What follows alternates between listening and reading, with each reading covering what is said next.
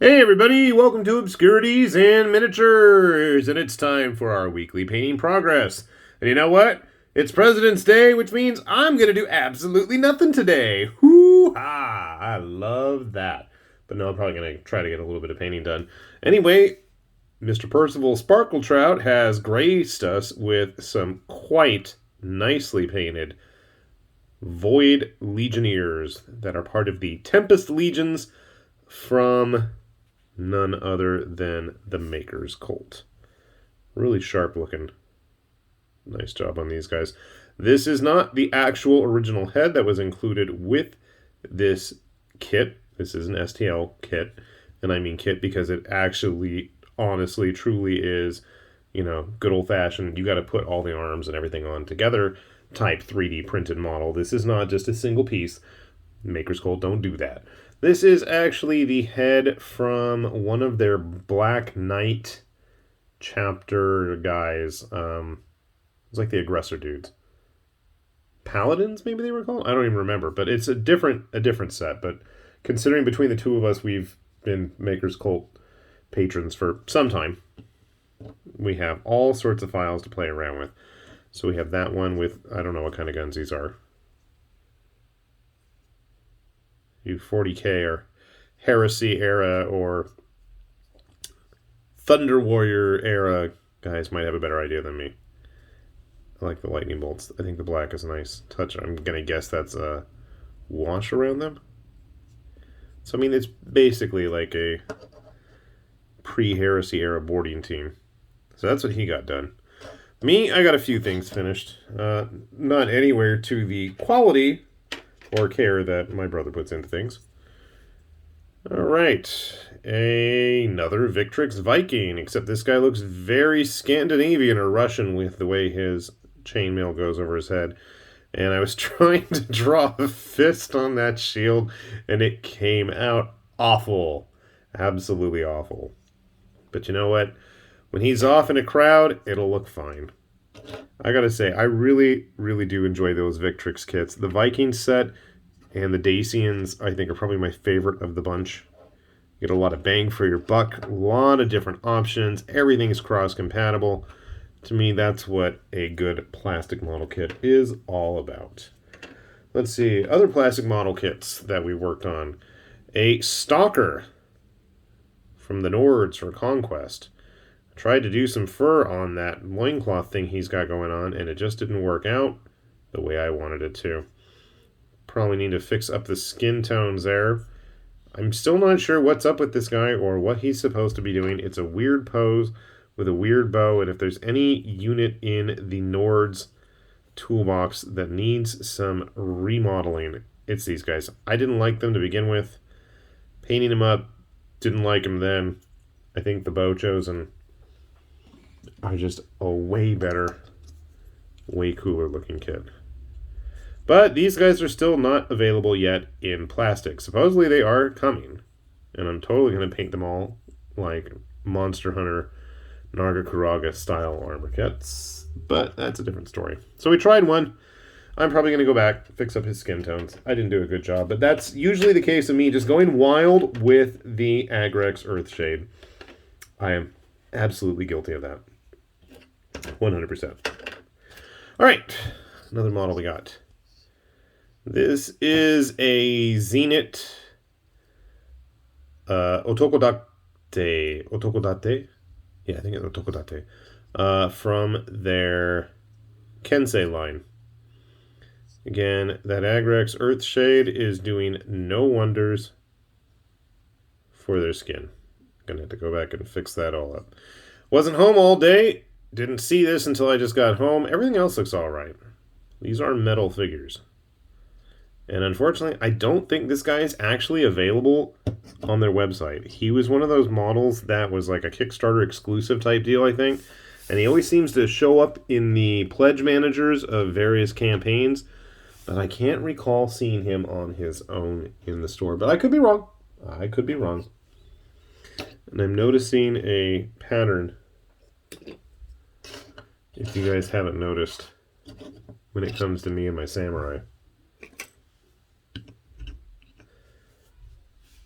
Seems like everybody's armed the same way. How did that happen? I know there's more of it. I don't know where I put them. So anyway. The Happy Club Brigade. So he's done. And funny thing, I think I still have some more samurai on the table. A few prints this week. Now this one I'm really happy with. That doesn't happen very often. This is, I don't remember what the official title was, but this was from Battle Yak Miniatures. And they were like, basically Chaos Marauders. And one thing I always love about Battle Yak stuff is that they're really, really modular. I wish he would go all the way modular, though, and, like, for whatever reason, these guys especially were mostly human, but then there were a couple of body types that had chaos, mutant parts on them, like this one. And, unfortunately, the mutated parts were all attached to the bodies. You couldn't have modular options. I thought that would have been really cool, but I had to give him a big mutant chaos sword. Very, I don't even know which dark power he would have liked to hang out with, but especially from a distance, looks really nice, I think. He's quite tall. And I know, being a 3D print, you can mess around with that and tweak it to your heart's desire. But I will definitely have links down below if you guys want to take a look at that yourselves. I noticed on his new set this month, it's like the bioorganic elf things again. There's definitely some helmeted head types that would look mighty familiar to people like me that grew up reading Henshin, Heroing, bio-boosting guys. Anyways, moving along. This is a Raging Heroes Dark Elf. Unfortunately, when I think Dark Elves, Lineage 2 has completely supplanted my mental image of what a Dark Elf is, and it will forever probably stay that way. So yeah, these are very much in a Lineage 2 Korean MMORPG style design. Very simple, very just, I wanted to try it, see how it turned out. And I mean, from a distance, I think she looks okay. Up close, I mean, it's alright. I definitely have done better, and I certainly could do worse. I probably should go back and highlight the hairy mane collar she's got going on there. And a friend of hers. I needed to do his mouth better than that. And I probably should have put that armor on his chest in a more golden color than silver, but yeah. For whatever reason, I did not do a great job of cleaning him after pulling out those supports. Funny thing is, I thought I cleaned the stuff from Sparkletrouts a lot better. You can't really see a lot of the lines other than where they should be. Maybe we can chalk that one up to the nice support job that Maker's Cold does. Not to say that the Raging Hero stuff is bad. I just need to do a better job of it, I guess. And then one more Raging Heroes model. Yep, Shock of Shocks, another samurai one. I probably should go back and fix up some of those shading on her cloak. The ghostly Ronin here. This was like impossible to get. Oh, yuck. I gotta really clean that under there. I thought I fixed that too. Shoot. She's one single piece. This is a single cast piece. And, well, printed piece, I should say. I'm definitely going to have to go do some touch-ups that I thought I did. But getting her off the print bed was a feat already unto itself, with that double-bladed staff, with the hair, with the... I'm not even sure if the lanterns that are floating around are even printed correctly. I keep looking at it thinking maybe I've got some little print errors, but I don't know. From a distance, I think it looks great. Up close, I can see all those little imperfections, and that really drives me nuts, because I know I can do better, but I don't. So, yeah. Like I said, most of these this week were pretty rushed, and partly that's because most of my time was spent trying to do this last piece, which probably won't even fit on the screen, and that is Mayhem, the defiled champion of the Comet Lord. So you can see here, he is a big, big boy. One thing I think I did a really decent job is all his little eyeballs all over him. He's got like tentacles going everywhere. And I tried to actually do some highlights. And I know when I had Sparkletrout was here dropping stuff off because we were having dinner together, he was commenting on that he could see some of it, but not all of it. So I'm going to have to go back and fix that up. It's also practically impossible to get him to pose decently on that base. He doesn't have a whole lot of contact, and you can see there. So I do have him pinned at least, but even then it still feels very flimsy.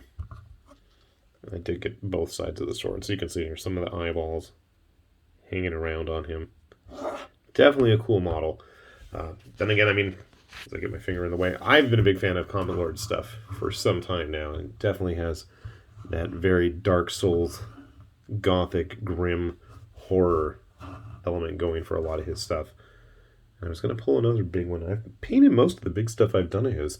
One of these days I'm going to do his big dragon and the Comet Lord himself, or maybe the Graveyard Titan. That one's always tempted me too. One of these days. But I've said it before on the channel. Slowly but surely, all these big crazy things will get painted if I don't break them. We're not going to mention which ones have been broken, but suffice to say that there have been a couple, especially after I started painting him. That really sucked. That pissed me off. But yeah, hopefully I'll have some stuff next week. I have no idea at this point. I have spent most of my free time, like I said, working on this dude. And now that he's done, it's like I almost want to take a moment to just relax and enjoy it. But I've been eyeing another big Bestiarum model I want to get started on. So there's always something. Oh, and I haven't even shown you guys the crazy stuff that I've been printing this week. I just finished that big, ridiculously large Spinodon from Dragon Trapper's Lodge. We're going to have to show that off. That took like almost maybe 2 bottles of resin. It's huge. So yeah, we'll have to show that off. Hopefully everybody out there is getting their stuff painted and printed as well. And hopefully everybody out there is staying safe and staying healthy and staying happy with their family, which is what I am going to be spending my day with today. As always, we'll have those links down below if you guys want to take a look at any of this stuff and try tackling it yourselves and hopefully doing a better job than me. And we will also have, as always, our one and only time I like to plug our Patreon channel, which we do have a link to as well down below, where your patronage is always greatly appreciated and helps us continue to deliver such wonderful obscurities to the tabletop and your electronic device. So yeah, with that said, this has been High Lord Tamberlane with Obscurities and Miniatures, saying thanks for watching, and we will see you back here soon. Bye-bye.